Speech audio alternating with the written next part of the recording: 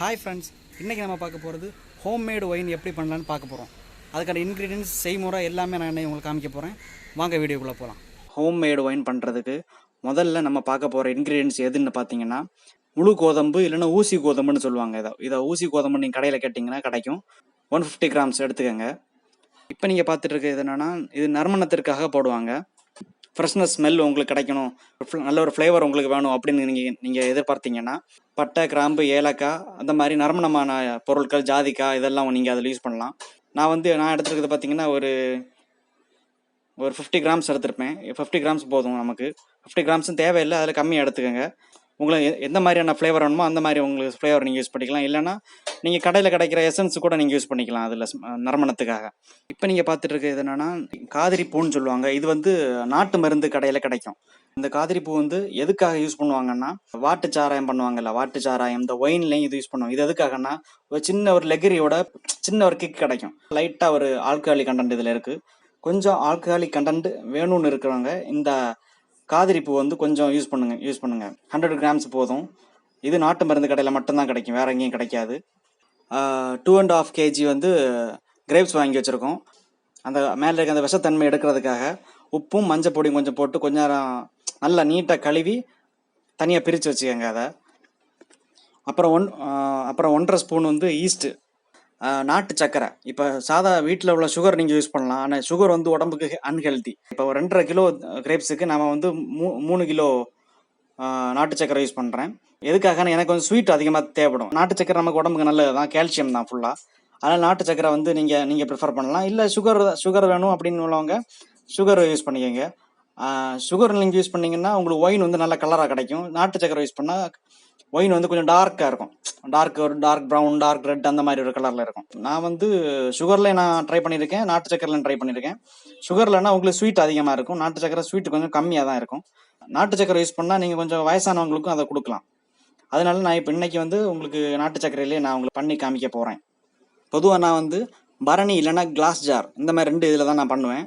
ஆனால் இன்னைக்கு நான் மண்பானையில் ட்ரை பண்ணலான்னு ஒரு இதில் இருக்கேன். மண்பானை கொஞ்சம் ரிஸ்க் தான், இருந்தாலும் நான் மண்பானையில் ட்ரை பண்ணி பார்ப்போம்.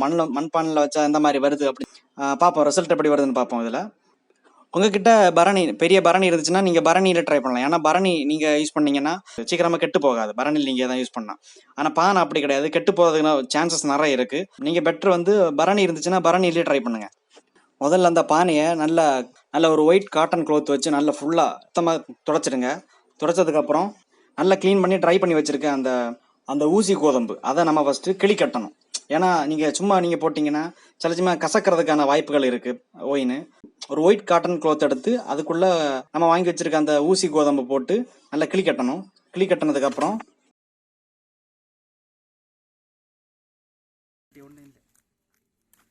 பானைக்குள்ளே போட்டதெல்லாம் தெரியுதா? ஃபஸ்ட்டு ஒரு லேயர் திராட்சையை போட்டாச்சு. அதுக்கப்புறம் திருப்பி ஒரு லேயர் பார்த்திங்கன்னா சுகர், அந்த நாட்டு சர்க்கரை தட்டணும். அதுக்கப்புறம் திருப்பியும் ஒரு லேயர் கிரேப்ஸ் போடணும். அதுக்கப்புறம் திருப்பியும் ஒரு லேயர் பார்த்திங்கன்னா அந்த நாட்டு சர்க்கரை வைக்கணும். இதுதான் நம்ம ப்ரொசீஜர். அப்படி ஒவ்வொரு லேயராக அந்த கிரேப்ஸ் நாட்டு சர்க்கரை அப்படி போயிட்டே இருக்கணும். அப்புறம் இன்னொரு விஷயம் என்னென்னா, நீங்கள் மெயினாக உள்ளாடி கிரேப்ஸ் போடும்போது கிரேப்ஸை நல்லா கையால் கசக்கி போடுங்க. வீடியோவில் நான் அதை மிஸ் பண்ணியிருப்பேன். நீங்கள் போடும்போது கையால் கசக்கி போடுங்க. அப்போ தான் உங்களுக்கு சீக்கிரமாக அந்த ரியாக்ஷன் ஸ்டார்ட் ஆகும்.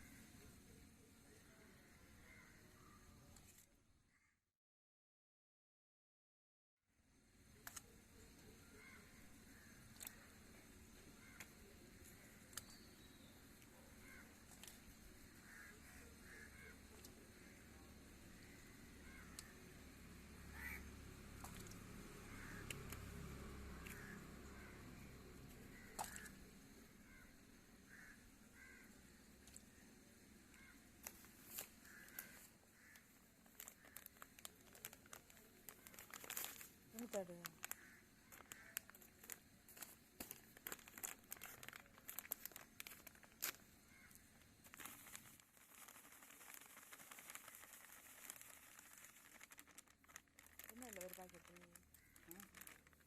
40 ரூபா.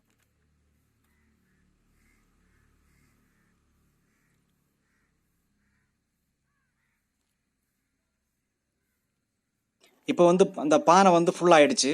ஆனால் பேலன்ஸ் நம்மகிட்ட இன்னும் நாட்டு சக்கரை இருக்குது, அதை அப்படியே வச்சுக்கோங்க. இது தண்ணி விடும்போது ஒயின் அப்படியே கொஞ்சம் கீழே செட்டில் ஆகும். செட்டில் ஆனதுக்கப்புறம் திருப்பி நீங்கள் கையில் இருக்க எல்லாமே போட்டுடலாம். இப்போ பானை ஃபுல்லாகிடுச்சு. அதனால் நீங்கள் என்னன்னா கையில் நீங்கள் வச்சுருக்கிற கையில் கிளி கட்டி வச்சுருக்கிற அந்த அந்த ஊசி கோதம்பு, அப்புறம் அந்த நறுமண பொருட்கள், இதெல்லாத்தையும் நீங்கள் அதில் போடலாம். முதல்ல நீங்கள் கிளி கட்டி வச்சுருக்க அந்த ஊசி கோதம்பை வச்சுருங்க. அதுக்கப்புறம் நறுமண பொருட்கள் வைங்க. 1.5 ஸ்பூன் ஈஸ்ட் இருக்குல்ல, அந்த ஈஸ்ட்டை போட்டுருங்க. ஈஸ்ட் போட்டதுக்கப்புறமா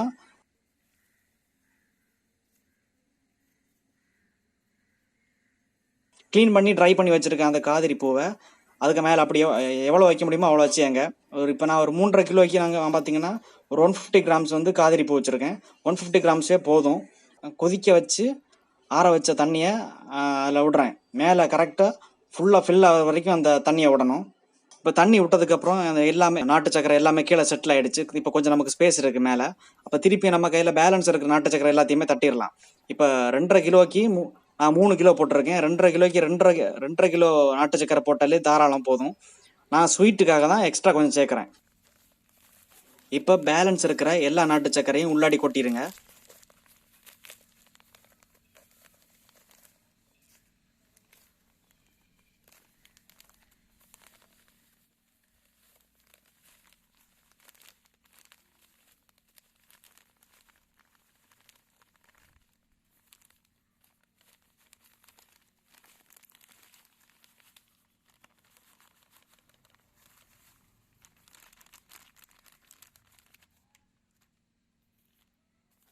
இப்போ எல்லாத்தையும் நம்ம கையிலேருந்து எல்லா இன்க்ரீடியன்ஸும் உள்ள கொட்டியாச்சு.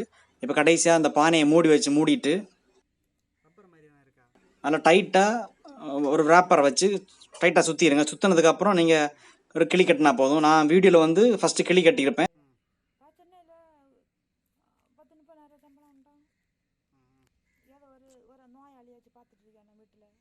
ஒரு பிளாஸ்டிக் பேப்பர் வச்சு ஃபுல்லாக நீங்கள் சுற்றிட்டு அதுக்கப்புறமா கூட நீங்கள் வந்து சும்மா பேருக்கு ஒரு ஒயிட் க்ளாத் வச்சு சும்மா நீங்கள் டைட் பண்ணி வச்சுக்கலாம். நம்ம எவ்வளோ டைட்டாக கட்ட முடியுமோ அவ்வளோ டைட்டாக நம்ம அந்த ஒயிட் காட்டன் க்ளாத் வச்சு ஃபுல்லாக நம்ம சுற்றி கட்டிட்டோம்.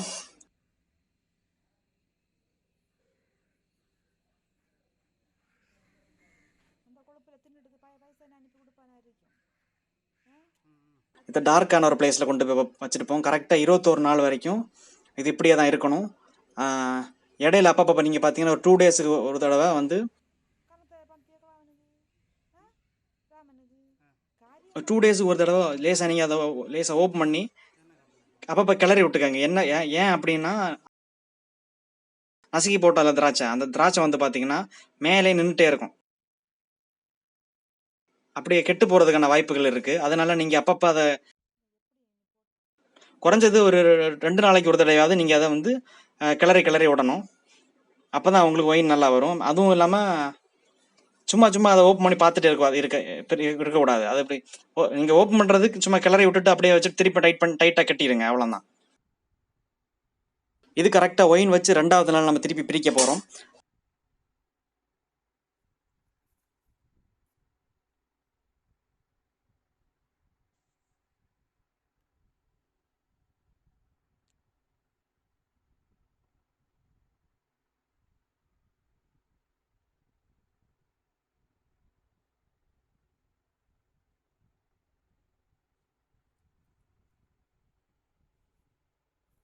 இப்போ பார்த்தீங்கன்னா மேலே பார்த்தீங்கன்னா அந்த திராட்சை அப்படியே இருக்குது பார்த்தீங்களா?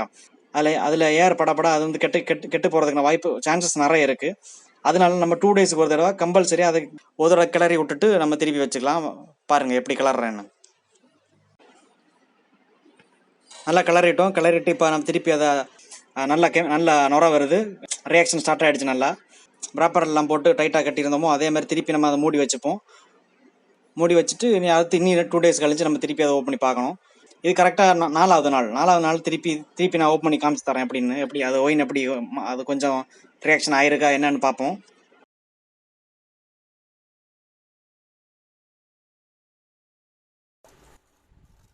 இப்படி 2 டேஸுக்கு ஒரு தடவை நம்ம அதை கிளறி விட்டுட்டே இருக்கணும். டைட்டாக கட்ட முடியுமோ அவ்வளோ டைட்டாக அதை கட்டி வச்சுருங்க. ஹாய் ஃப்ரெண்ட்ஸ், இன்னையோட கரெக்டாக 21 நாள் ஆகிடுச்சு நம்ம ஒயின் வச்சு. இன்றைக்கி நம்ம அதை ஓப்பன் பண்ணி அந்த ஒயினை பாட்டிலில் நம்ம அடைச்சி பார்த்துப்போம் எப்படின்னு. வாங்க.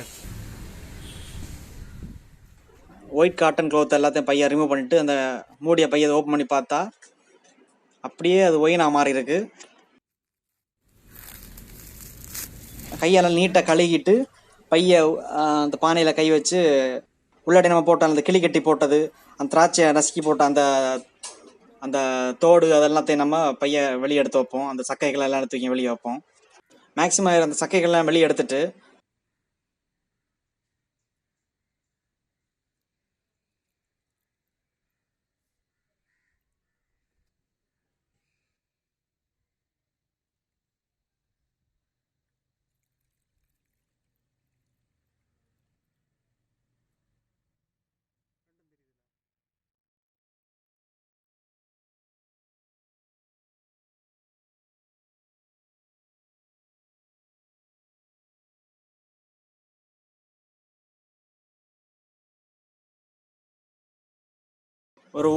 ஒரு பாத்திரத்தில் ஒரு ஒயிட் க்ளோத்தை பிரித்து அதில்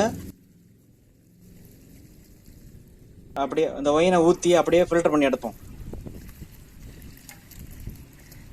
அப்படியே மெதுவாக அது வெளியே சிந்தாமல்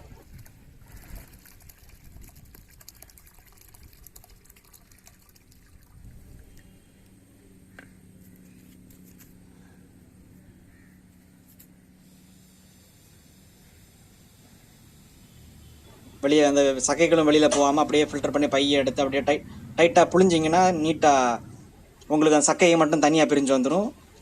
ஒயின் வந்து தனியாக வெளியே போயிடும்.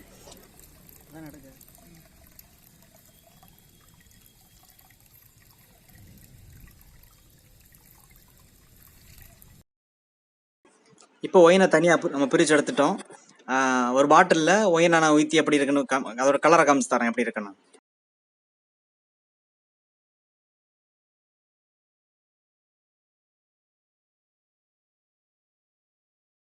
கரெக்டாக ஒரு ரெட் அண்ட் ப்ரௌன் கலரில் நம்ம ஒயின் வந்திருக்கு. ஹாய் ஃப்ரெண்ட்ஸ், ஒயின் ரெடி பண்ணிட்டோம். இப்போ நம்ம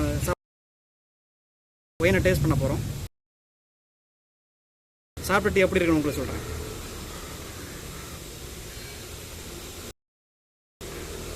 ரொம்ப சூப்பராக இருக்குது. நீங்கள் கண்டிப்பாக உங்கள் வீட்டில் இதை ட்ரை பண்ணி பார்க்கணும்.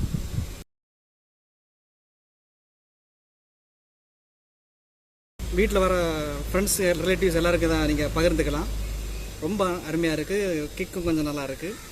நீங்கள் கட்டாயம் நீங்கள் இதை டேஸ்ட் பண்ணி பாருங்கள். வீட்டில் டேஸ்ட் பண்ணுங்கள், ட்ரை பண்ணுங்கள். அது மறக்காமல் என்னுடைய வீடியோவில் எனக்கு இந்த வீடியோ உங்களுக்கு பிடிச்சிருந்தா ஒரு லைக், ஷேர், கமெண்ட் எல்லாம் பண்ணுங்கள். தேங்க்யூ.